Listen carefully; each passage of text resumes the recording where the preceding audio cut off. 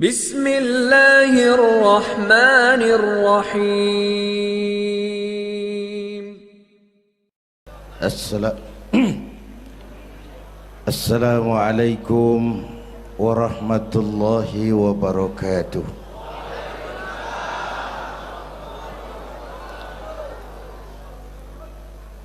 Alhamdulillahilladzi asra bi'abdihi laylan minal masjidil haram ilal masjidil aqsa.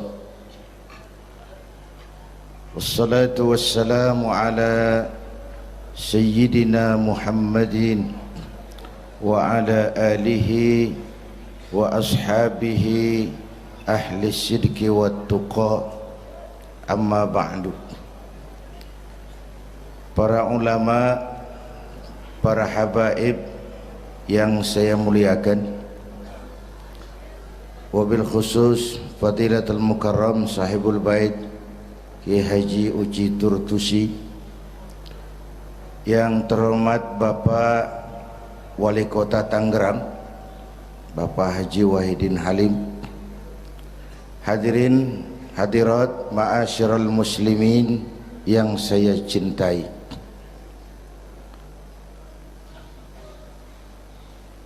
Pertama, Isra dan Mi'raj adalah peristiwa besar yang hanya bisa diterima dengan iman. Peristiwa ini bukan tidak masuk otak, otaknya kekecilan untuk memahami peristiwa sebesar Isra dan Mi'raj. Satu perjalanan yang sangat jauh ditempuh dalam waktu yang amat singkat. Menurut otak tidak mungkin, menurut kebiasaan tidak bisa, menurut pengetahuan impossible, menurut iman apa yang tidak bisa kalau Allah yang mau. Itulah sebabnya peristiwa yang dahsyat ini menurunkan perintah solat sebagai sandaran vertikal bahwa kita memang perlu Allah. Kita memang perlu Allah. Itu sebabnya tempo hari lewat TV saya katakan, hidup yang paling tenang itu hidup model tukang parkir. Baik, tingali itu. Oh, pakai tingali. Tukang parkir di pasar, coba lihat, biar mobil banyak, mereknya bagus-bagus, nggak pernah sombong. Belum selesai, dengerin dulu, belum selesai. Nanti mobil pergi satu demi satu, habis sama sekali, dia nggak sedih. Mobil banyak nggak sombong, mobil habis nggak sedih. Kunaon? Apa kunaon itu? Lah sok poho deui. Kenapa bisa begitu? Ini nyengir tapi mikir, Pak. Ada muatan ini. Tukang parkir tidak merasa memiliki, tapi merasa dititipi. Siapapun yang merasa memiliki mesti takut kehilangan.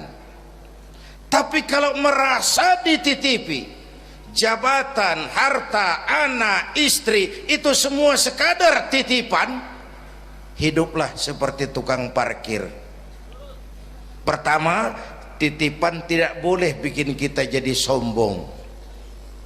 Dititipin kok sombong, nggak pantas dong. Pak Zainuddin titip mobil ya, silakan. Yang punya mobil pergi, saya petatang peteteng. Emangnya mobil kamu? Orang cuma nitip, dititipi kok sombong. Ada orang dititipi jabatan oleh Allah, sombong. Ada enggak? Ada enggak? Ada. Namanya Fir'aun.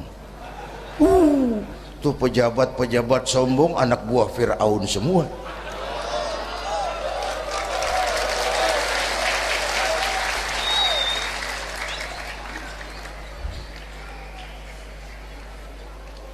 ada orang dititipi harta oleh Allah jadi orang kaya, sombong, mentang-mentang kaya sama tetangga nggak mau kenal, mentang-mentang kaya orang lain kecil semua, mentang-mentang kaya jalan nggak nginjak tanah.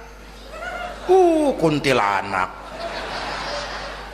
dititipin kok sombong, nggak pantas dong. Satu. Yang kedua, titipan harus dijaga baik-baik. Kalau tidak dijaga bisa rusak. Kalau rusak yang nitip marah, yang nitip marah. Pak, saya mau ngaji, titip sepeda motor, silakan. Selesai pengajian sepeda motor diambil, kaca spionnya pecah, knalpot hilang, bemper penyok, marah nggak? Saya kan nitip, kenapa nggak dijaga? Apa bedanya? Allah nitip anak 3 orang di rumah kita, nggak dijaga, yang satu mabuk, yang satu judi, yang satu ngerampok, yang nitip marah. Allah nitip harta kepada kita jadi orang kaya supaya bantu pesantren, bangun rumah sakit, bantu yatim, tolong yang lemah, bela yang perlu. Pelitnya 17 setan. Yang nitip marah. Sudah nggak pakai dong. Sekarang yang makro. Allah titip Indonesia. Hai rakyat, ini Indonesia, aku titip, kata Allah. Ini titipan mahal karena ditebus dengan keringat, air mata, darah dan nyawa. Aku titip Indonesia. Ini negara besar, buminya subur, di bawah perut buminya ada gas, minyak, batu bara. Kekayaan negeri ini dikuasai oleh negara, tapi harus digunakan bagi sebesar-besar kemakmuran rakyat. Itu amanat.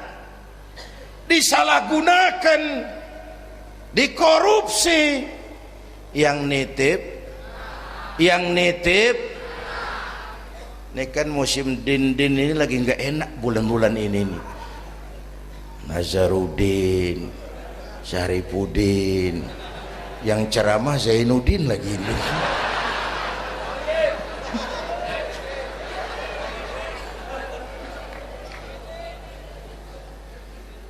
Yang nitip marah. Kalau yang nitip marah, dia suruh makhluknya yang lain negur kita. Makhluknya yang lain diperintah negur kita. Siapa? Merapi, batuk, Bromo muntah, Semeru demam, Anak Krakatau menggigil, angin puting beliung, banjir di mana-mana, gempa, longsor, hujan es. Kebayoran hujan es. Tetangga saya udah nyiapin sirup, mau hujan es. Innalillahi wa inna ilaihi rajiun. Angin teh makhluk, mang. Air makhluk, gunung makhluk, tidak mungkin makhluk bergerak sendiri. Eta teh Merapi teh demo, mang, demo. Kalau kita rakyat kecil demo, Satpol PP turun. Kalau Merapi demo, siapa yang mau ngademin? Mbah Marijan. Selesai. Mbah Marijan udah kumpul sama Mbah Surip di alam barzah tuh, udah rapat saya dengar. Kata Mbah Surip, tenang saja Mbah Marijan, tak gendong, aman sudah.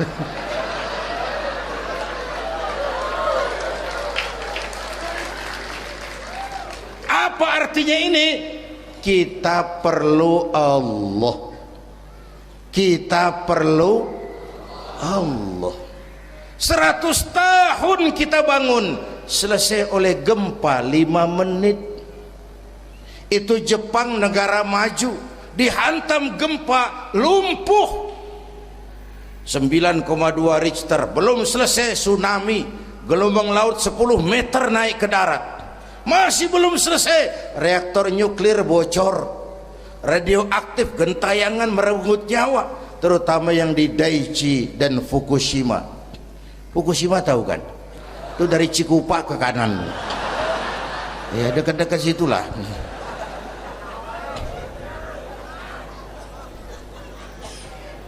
Kita perlu Allah. Paingan, apa paingan? Hah? Pantesan lah.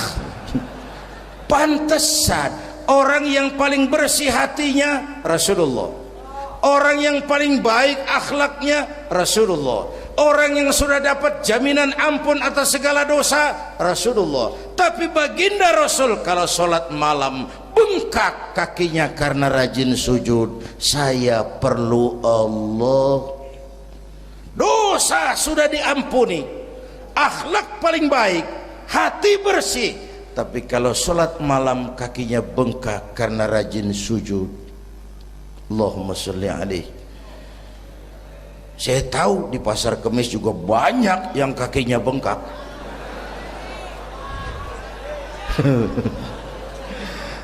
Kita perlu Allah. Itulah sebabnya dengan Isra Mi'raj turun perintah sholat agar kita punya senderan. Saya senderan ke tiang, tiangnya roboh, saya jatuh. Saya senderan ke tembok, temboknya ambruk, saya jatuh. Saya senderan sama orang kaya, dia jatuh miskin, saya selesai. Saya senderan sama jenderal, dia pensiun, saya selesai.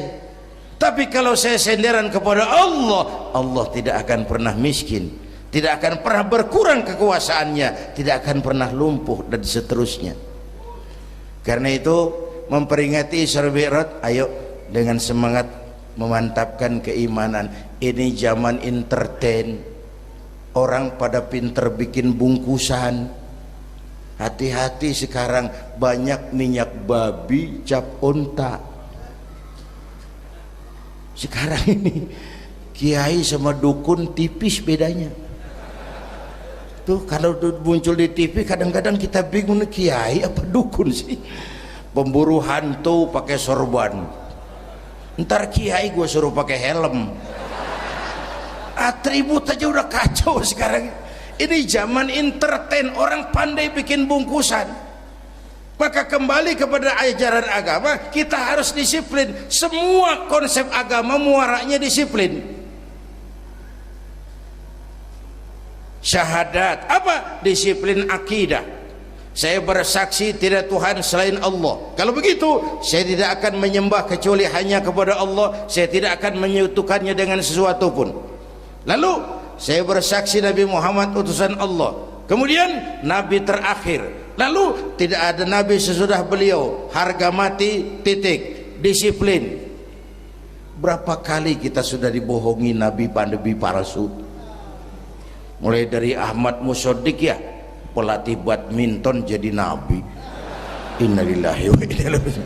Dapat wahyu di Bogor. Padahal di Bogor biasanya orang dapat talas itu. Dapat wahyu. Ditangkap polisi 4 tahun dihukum.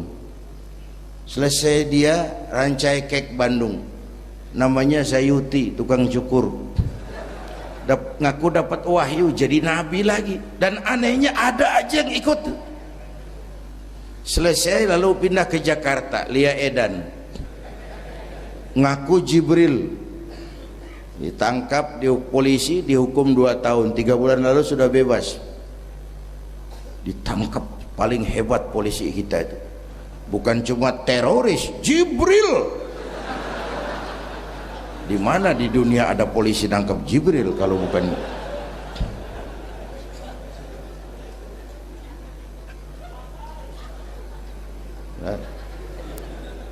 Terakhir yang aneh lagi, menurut catatan Bakor Pakemnya Kementerian Agama RI, antara Cirebon Losari, batas Jawa Tengah Jawa Barat, itu muncul agama baru namanya agama Jasun. Agama Jawa Sunda, Jasun. yang jadi nabi Tugimin.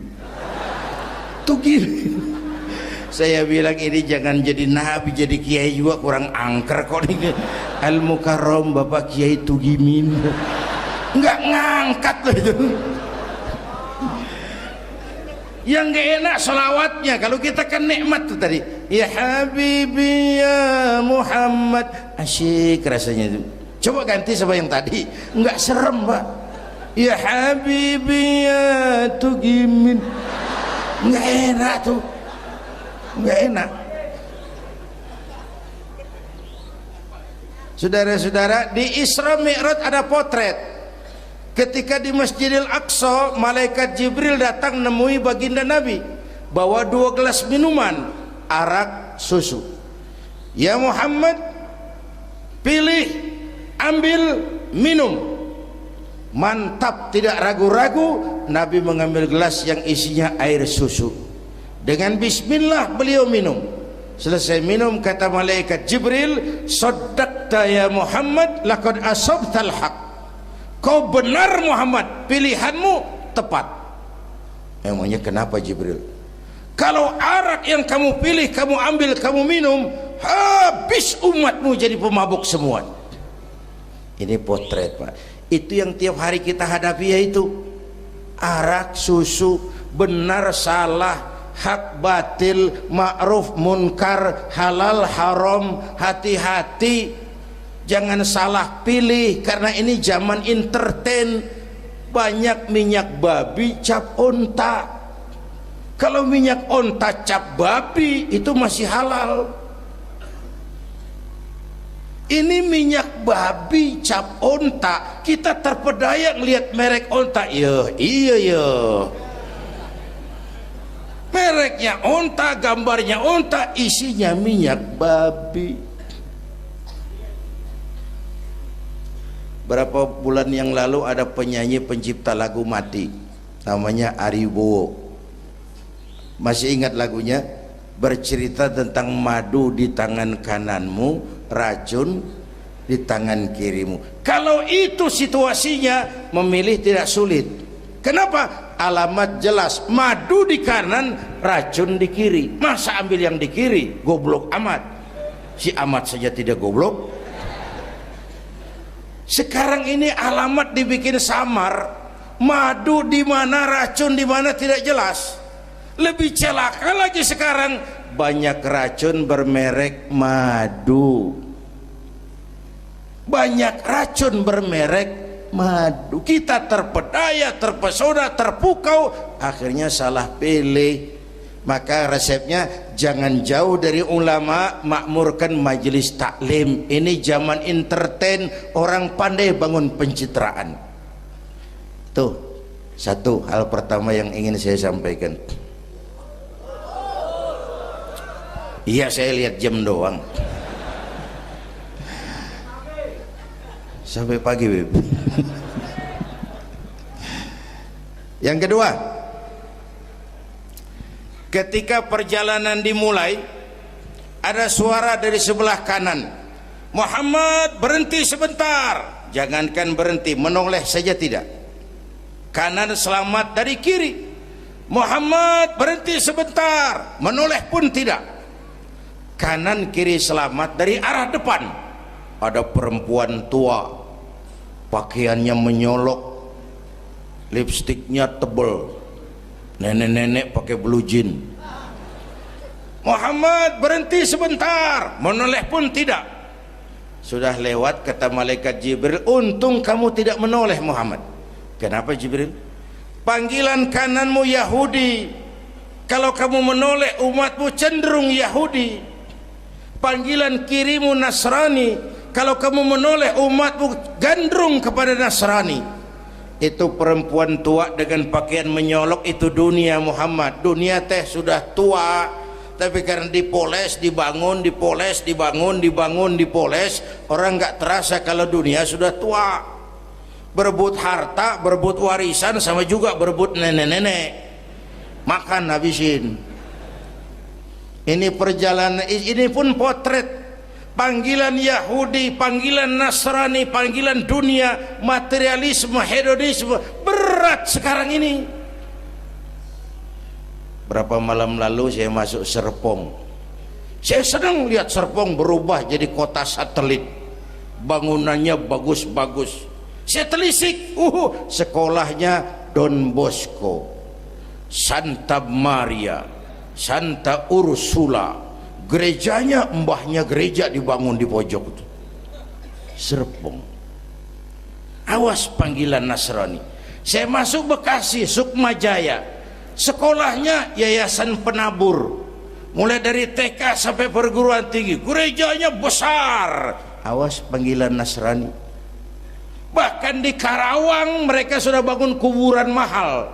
San Diego, ada teman saya pengusaha bikin pesan kuburan 200 meteran, itu 5 miliar.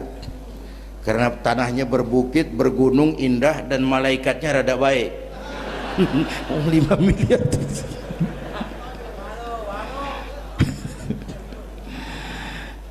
Panggilan Yahudi, siapa mau bantah? Yahudi itu menguasai ekonomi dunia. Di Amerika itu tidak ada orang bisa masuk Gedung Putih jadi presiden tanpa dukungan Yahudi. Menentukan. Bahkan roda ekonomi dunia sekarang ini diwarnai oleh Yahudi. Israel itu Amerika kecil, Amerika itu Israel besar. Lalu panggilan Nasrani dengan segala gaya dan dana, dan terakhir panggilan materialisme dunia, panggilan hedonisme, panggilan materialisme. Menghadapi panggilan-panggilan ini, ayo kita umat Islam luruskan saf, rapatkan barisan, jangan jauh dari ulama, makmurkan majelis taklim. Itu yang kedua. Yang ketiga, Haram Aqsa ini perjalanan vertikal katanya. Aqsa Aras ini perjalanan vertikal. Haram Aqsa perjalanan horizontal. Aqsa Aras perjalanan vertikal. Hablum minan nas, hablum minallah. Isra Mi'raj mau ingatkan kita, semua kita perantau di dunia ini. Perantau harus pulang. Orang yang selesai merantau di dunia disebut telah pulang ke rahmatullah. Kenapa pulang? Perantau, nggak boleh netep. Bodoh kalau ada perantau, tahu perantau tapi nggak pernah mikirin pulang. Dan saya mau bilang, orang pulang sebenarnya enak. Ayo contoh beberapa soal etimologis. Waktu SD dulu ada pelajaran yang kita nggak suka, gurunya galak. Pas pelajaran dia, pengumuman, Bapak guru tidak masuk sekolah, anak-anak boleh pulang. Seneng nggak? Seneng nggak? Kenapa seneng? Karena boleh pulang. Orang pulang seneng. Contoh lagi, Lebaran masyarakat pulang mudik, seneng nggak? Kenapa seneng? Pulang. Orang pulang seneng. Sekarang selesai hidup di dunia, kita pulang kepada Allah, seneng nggak? Ragu-ragu, mau bilang seneng takut besok, itu kira-kira itu. Mestinya seneng pulang. Apa yang bikin pulang yang satu itu kok berat? Kelihatannya dua. Pertama, kita ini sering mencintai sesuatu berlebihan, berakar di hati. Datang saat pulang tidak siap menghadapi perpisahan. Ada yang bergantung di sini, pulang jadi berat. Kalau cinta Allah sepenuhnya, cinta alam seperlunya, pulang enak. Yang kedua, bekal nggak cukup, sengsara di jalan, pulang jadi berat. Nggak punya bekal kok pulang, itu nekat. Belum sempet sholat modar, loh kok berani amat nggak punya bekal pulang. Kalau bekal cukup, pulang itu menyenangkan. Karena apa? Itu satu keharusan. Iya, kalau umat-umat terdahulu umurnya relatif panjang. Kalau kita ini mencontoh baginda Rasul, beliau wafat umur 63 itu standar. Kalau mencontoh Nabi, jatah kita 63. Kalau malam ini kita sudah 50 tahun, tinggal 13. Waspada. Kalau malam ini kita sudah 62 tahun 11 bulan, udah jangan pakai pantangan, apa aja makanlah Pak, sebulan lagi tuh. Sebulan lagi syukur-syukur dapat bonus. Dan saya bilang mati itu tidak pakai abjad. Kalau pakai abjad bisa nunggu, mati bang ngacak. Kadang-kadang kakeknya segar bugar, cucunya pakai. Kalau mati pakai abjad enak nunggunya. Tahun ini yang mati A, tahun depan B, tahun berikutnya C, lalu D, terus F, lalu G, lalu H. Saya Z. Repot saya, nggak ada yang ngurus, orang udah habis.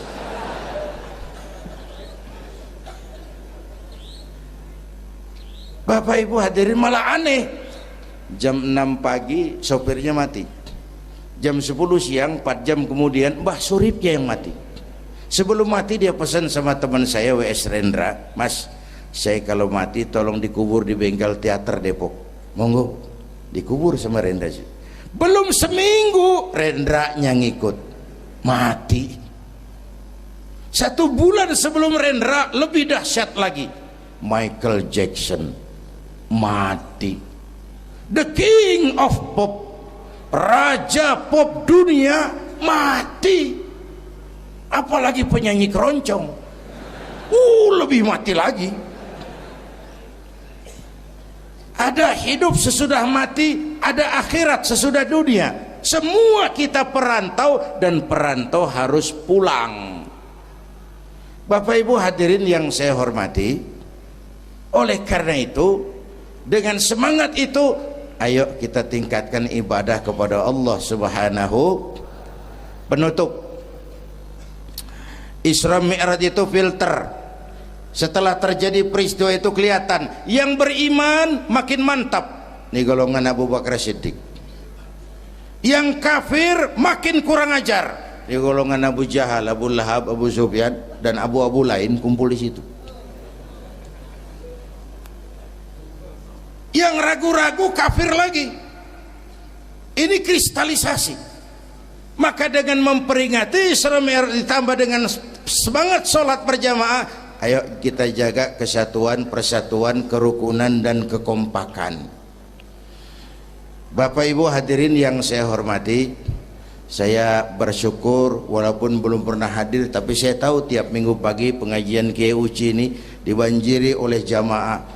Alhamdulillah, kita doakan beliau diberikan kekuatan dan pengajian jalan terus sampai kira-kira kiamat, kurang seminggu. Jangan sampai kiamat lah, ngeri. Saudara-saudara, itu yang kita perlukan sekarang.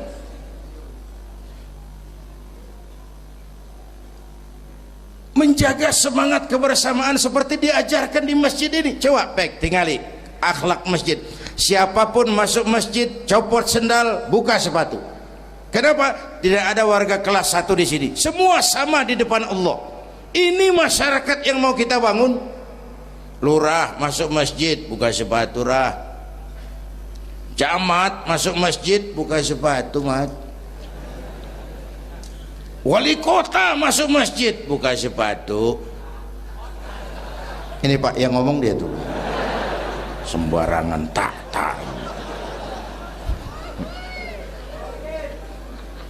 Gubernur masuk masjid, buka sepatu, Nur. Presiden masuk masjid, buka sepatu, Den. Ini masyarakat yang mau kita bangun. Kan keadilan di negeri kita ini masih mahal. Hukum masih sering seperti pisau, tajam ke bawah, tumpul ke atas.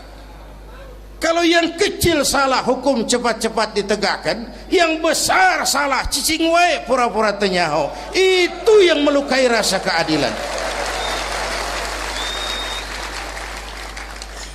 Bapak Ibu hadirin yang saya hormati, itu yang melukai rasa keadilan.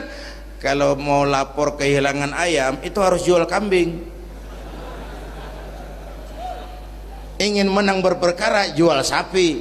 Ngurusin ayam hilang kok jual kambing, jual sapi. Itu harga keadilan yang harus kita bayar. Karena itu ke depan belajar dari sejarah, kita bukan cuma perlu pemimpin pinter, tapi juga benar. Malahan lebih baik benar enggak tapi pintar ketimbang pintar tapi enggak benar. Capek dibohongi pemimpin yang cuma pintar tapi enggak benar. Disuruh ngurus beras malah nimbun beras, disuruh ngurus laut jadi bajak laut, disuruh ngurus hutan rame-rame jadi orang hutan. Gitu. Kita rindu munculnya sosok-sosok macam Umar bin Abdul Aziz. Punten nih, itu Umar bin Abdul Aziz waktu terpilih jadi khalifah, yang pertama diucapkan innalillahi wa inna ilaihi raji'un. Terpilih jadi presiden bukan alhamdulillah, innalillah. Pagi dilantik, malam pesta. Pesta apa? Dangdut? Enggak. Pesta air mata. Di mana? Di mihrab dalam masjid, sujud sambil berlinang air mata. Istrinya tanya, "Bang?" "Iya sayang." "Oh, udah dengerin aja, orang improvisasi." "Iya sayang, abang kan sekarang jadi khalifah." "Kenapa nangis, Bang?" "Itu Fatimah, itu sebabnya saya nangis karena saya dipilih aklamasi secara sebagai khalifah. Setelah jadi pemimpin yang terbayang oleh saya, yatim piatu yang merintih kelaparan, janda-janda tua yang perlu bantuan, rakyat saya yang belum bisa menemukan haknya secara wajar. Saya takut saya zalim kepada mereka. Saya nangis mohon pertolongan Allah." Pagi dilantik, malam pesta, tahajud. Esok harinya karena pemimpin baru, banyaklah pejabat-pejabat gubernur cari muka. Namanya presiden baru, ada yang kirim emas, pakaian mahal, berlian, mutiara, dikumpulkan sama istrinya. Umar tanya, "Fatimah?" "Iya bang." "Banyak hadiah yang kau terima?" "Banyak bang, intan, berlian, mutiara, emas." "Kau senang?" "Saya senang bang." "Oke, kalau kau senang itu hadiah intan, berlian, mutiara, kumpulkan sebanyak-banyaknya dan besok kita cerai. Tapi kalau kau sayang saya, itu hadiah intan, berlian, mutiara, jual, uangnya masukkan baitul mal untuk ngurus rakyat kita." Apa jawab istrinya? Istrinya pun istri beriman, gak mentang-mentang istri pejabat lalu ikut-ikutan borong proyek suaminya. Kata Fatimah, "Abang?" "Iya sayang." "Apalah artinya intan berlian tanpa engkau di sisiku bang?"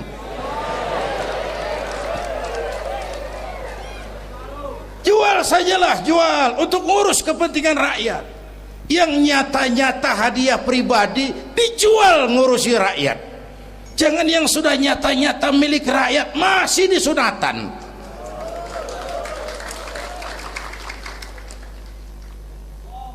Yang antik lagi, satu malam beliau kerja di kamar, pakai lampu templok, nulis. Datang seorang tamu, "Assalamualaikum ya Amirul Mukminin." "Waalaikumsalam." "Silakan duduk." "Ada apa?" "Enggak, cuman mau ngobrol." Ngobrol urusan pribadi khalifah, kita kan teman lama." "Oke baik." Beliau berdiri, lampunya dipadamkan, ditiup, mati, gelap kamar. "Ayo kita ngobrol." Tamunya heran, "Ya khalifah?" "Iya." "Kita kan mau ngobrol." "Iya." "Kenapa lampu dimatiin?" "Begini mas," mau tamunya dari Jawa waktu itu, dengerin aja kenapa sih. Gini loh Mas, tadi waktu sampean datang tuh kan sampean lihat saya lagi kerja. Iya, saya kerja tadi ngurusi rakyat. Tentu saya kan pakai lampu, memang lampunya kan pakai minyak, pasti minyaknya kan beli, iyalah belinya pakai uang, tentu uangnya uang rakyat. Kita mau ngobrol urusan pribadi, nggak usah pakai minyak rakyat Mas, ayo ngobrol sampai subuh ini. Kalau yang kecil saja orang sudah berhati-hati, apalagi menghadapi urusan yang jauh lebih besar ke depannya. Bapak Ibu hadirin yang saya hormati, oleh karena itu kita memerlukan semangat kebersamaan, walaupun tidak harus selalu bersama-sama.